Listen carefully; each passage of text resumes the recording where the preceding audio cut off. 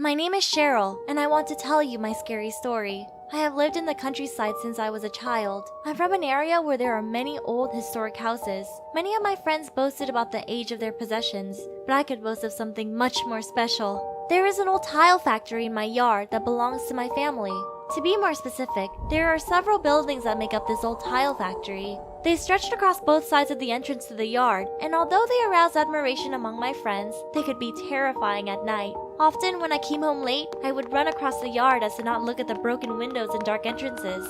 This story happened one winter afternoon when I was walking home from school. There was only one bus every hour from my village, so when I finished school after 8 lessons, especially in winter, I would go home right when it got dark outside. That day, I had to cross the yard again. So as always, whenever I crossed the street, I ran quickly towards the house.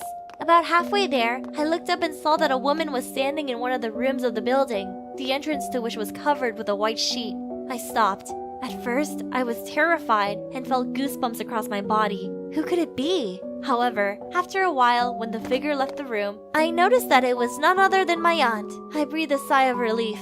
"Hey, Auntie," I said as I waved at her. She gave me a friendly smile and responded, "Hi, how's school going?" But at that moment, I began to feel that something was wrong. Why didn't she have a flashlight with her? It was dark. I looked at her closely and noticed that she was very pale and her smile seemed forced. "Everything's fine," I replied. Auntie smiled even wider, which suddenly scared me. I held back a shiver. Suddenly, an idea popped into my head. "Which bus did you take home from work today?" I asked her.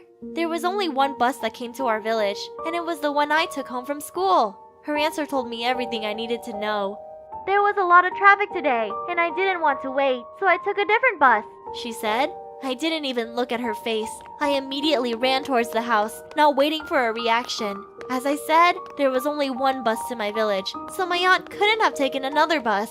Also, I only realized it once I got inside my house. But my aunt was working until 8 p.m. that day, and it was only 5 p.m. When I told my family about what happened, there was a lot of confusion. Grandma called my aunt, and Grandma and Dad went out to search the yard. Fortunately, the strange being, or whatever it was no longer there. After this incident, for several weeks, my parents gave me a lift to school by car, and I never entered any of the old buildings again. To this day, I wonder what that creature was and why it took on the appearance of my aunt.